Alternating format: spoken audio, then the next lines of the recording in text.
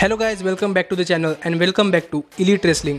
तो guys finally इस week का AEW का रैम्पेज शो हो चुका है खत्म और आज इस वीडियो के अंदर हम उसी के बारे में बात करने वाले हैं। और गाइज हम जानने वाले हैं कि इस वीक के रैम्पेज शो पर क्या हुआ और हमें इस वीक के रैम्पेज शो पर कौन कौन सी चीजें देखने को मिली है, जिसके साथ ही CM पंक को लेकर मेरे पास आपके लिए एक अपडेट है। तो ये सब बातें जानने के लिए ये वीडियो एकदम आखिर तक जरूर देखना और ऐसे ही AEW से रिलेटेड हर एक न्यूज, रूमर और अपडेट और AEW के हर एक शो का रिव्यू पाने के लिए हमारे चैनल को सब्सक्राइब करना मत भूलना।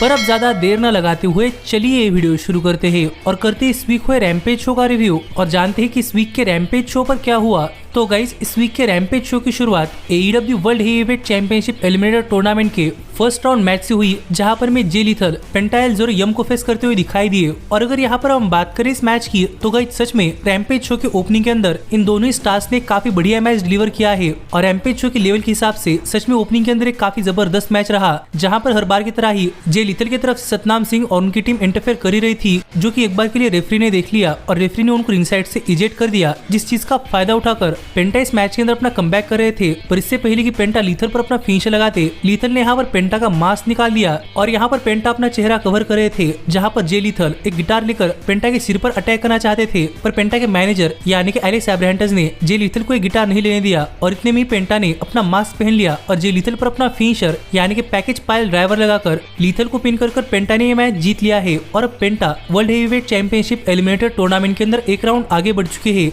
जहाँ पर पेंटा ने तो मेरी प्रेडिक्शन गलत कर दी है, लेकिन देखना पड़ेगा कि क्या पेंटा फाइनल्स तक पहुंच पाते हैं या नहीं। लेकिन इसके बाद में रैम्पेज शो पर जेरिको कमेंट्री करते हुए दिखाई दे रहे थे, लेकिन इतने में यहाँ पर सैमी गेवेरा आ गए और जेरिको से बात करते हुए सैमी गेवेरा ने कहा कि सैमी गेवेरा जेरिको के ऊपर काफी नाराज है और सैमी गेवेरा इतने नाराज है कि सैमी को लग रहा है कि सैमी जेरिको के मुंह को पंच करे। पर यही पर बात करते हुए जेरिको ने कहा कि हाँ, जेरिको को भी म्यूचुअल फीलिंग आ रही है, लेकिन फिलहाल के लिए सैमी और Jericho world tag team championships के पीछे जाने वाले हैं, इसलिए उन्हें अपने बीच की एनिमोसिटी खत्म करनी पड़ेगी। तो क्यों ना यहाँ पर जेरिको और सैमी गेवेरा इनके बीच में एक 1-on-1 मैच हो जाए, और वो भी AEW के ग्रैंड स्लैम शो पर, जो प्रपोजल जेरिको ने यहाँ पर थ्रू किया और सरप्राइजिंगली सैमी गेवेरा ने चैलेंज एक्सेप्ट कर लिया है। और अब हमें इन दोनों सुपरस्टार्स के बीच में ग्रैंड स्लैम शो पर एक 1-on-1 मैच देखने को मिलने वाला है। तो देखने के लिए मजा आएगा कि अभी इस 1-on-1 मैच के बाद क्या सैमी गेवेरा और जेरिको इनकी बीच की एनिमोसिटी खत्म होती है या नहीं, या फिर इस मैच के बाद इनकी बीच की दरार और भी बढ़ती है। पर इसके बाद में रैम्पेज शो पर समोआ जो और MJF के लिए एक हाइप वीडियो देखने को मिला, जिसके बाद रैम्पेज शो पर एक 6 वीमेन टैग टीम मैच के अंदर ब्रिट बेकर, हिकारू शिडा और स्काई ब्लू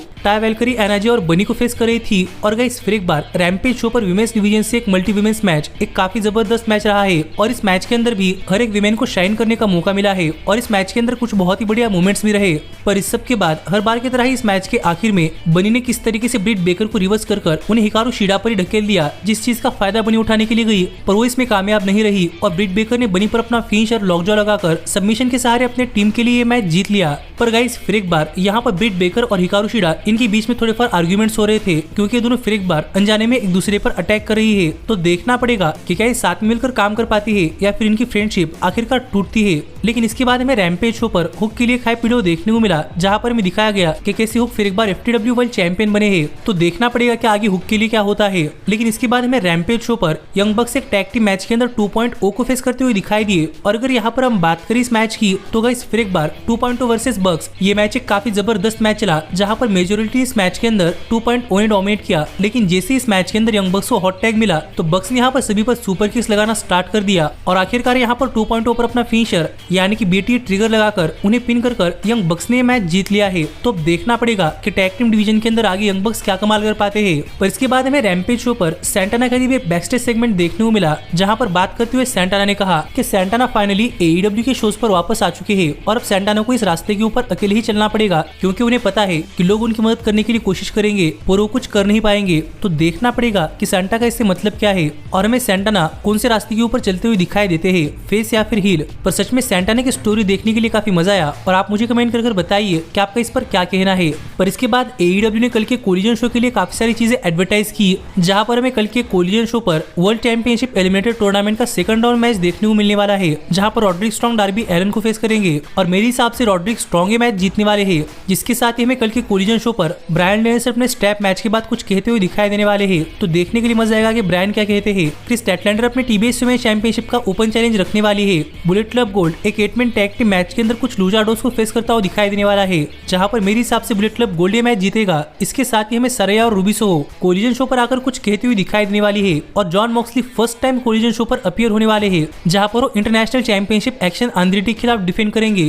तो देखना पड़ेगा कि इस मैच के अंदर मॉक्सली की परफॉर्मेंस कैसी होती है। और इसके साथ ही हमें द क्लेम कोलिजन शो पर आकर कुछ कहती हुई दिखाई देने वाली है, तो देखना पड़ेगा कि द क्लेम क्या कहती है। लेकिन इस सब के बाद फाइनली यहाँ पर टाइम हो चुका था रैम्पेज शो के मेन इवेंट का, जहां पर हमें Samoa Joe world championship eliminator tournament के फर्स्ट राउंड मैच के अंदर जेफ हार्डी को फेस करते हुए दिखाई दे रहे थे। और गाइस फिर एक बार समोआ जो और जेफ हार्डी इन दोनों स्टार्स को एक दूसरे के साथ कम्पीट करता हुआ देखने के लिए काफी मजा आ रहा था। और यहाँ पर मुझे इन दोनों के इम्पैक्ट रेसलिंग के दिन याद आ रहे थे, क्योंकि इन दोनों के बीच की कोऑर्डिनेशन काफी जबरदस्त थी और दोनों ही स्टार्स एक दूसरे को काफी अच्छी तरीके से जानते थे। इसलिए दोनों के पास एक दूसरे के मूव्स का काफी बढ़िया काउंटर था, जिसके चलते ये मैच एक बहुत ही बढ़िया मैच चला। और इस मैच के अंदर देखने लायक बात ये थी कि इस मैच में जेफ हार्डी की परफॉर्मेंस काफी स्मूथ और काफी क्लीन रही, और उनकी तरफ से इस मैच के अंदर कोई भी गलती नहीं हुई। पर फाइनली इस मैच के आखिर में जब जेफ हार्डी समोआ जो पर अपना फिनिशर ट्विस्ट ऑफ फेट लगाने के लिए जा रहे थे, तो समोआ जो ने इसे अपने फिनिशर कोकिना क्लंच के अंदर कन्वर्ट कर लिया और सबमिशन के सहारे समोआ जो ने ये मैच जीत लिया है। और अब Samoa Joe world championship eliminator tournament के अंदर एक राउंड आगे बढ़ चुके हैं। और ऐसे इस वीक का कोलिजन शो ऑफ पे चला गया, तो देखने के लिए मजा आएगा कि अब आगे समोआ जो के साथ क्या होता है। और आप मुझे कमेंट कर बताइए कि आपको कोलिजन शो कैसा लगा। पर गाइस एवरेज दिनों के हिसाब से मुझे इस वीक का कोलिजन शो थोड़ा और अच्छा लगा। लेकिन फिलहाल के लिए हम आगे बढ़ते हैं और बात करते हैं हमारे सबसे बड़े अपडेट की, और जानते हैं कि क्या हमें सीएम पंक एईडब्ल्यू के अंदर वापस आते हुए दिखाई देने वाले हैं या नहीं।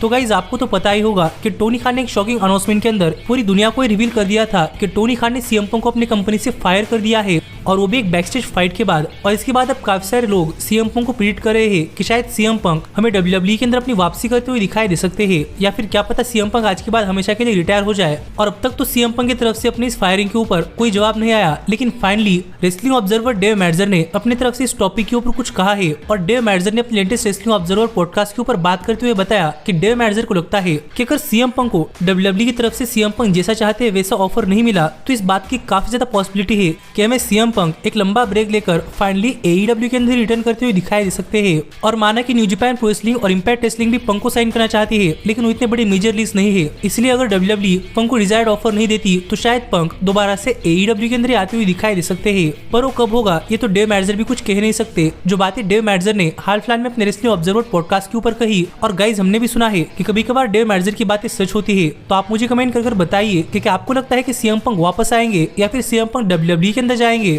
पर फिलहाल में मैं तो इस टॉपिक के ऊपर कुछ कहना नहीं चाहता, क्योंकि यहाँ पर कोई भी चीज प्रेडिक्ट करना ये अंधेरे में तीर चलाने के बराबर है। पर आप ऐसे ही एईडब्ल्यू से रिलेटेड हर एक न्यूज, रूमर और अपडेट और एईडब्ल्यू के हर एक शो का रिव्यू पाने के लिए हमारे चैनल को सब्सक्राइब करना मत भूलना। लेकिन अब मैं मिलता हूँ आपसे अगली वीडियो के अंदर, पर तब तक stay healthy, stay happy and keep watching elite wrestling. Hey, did you like that video?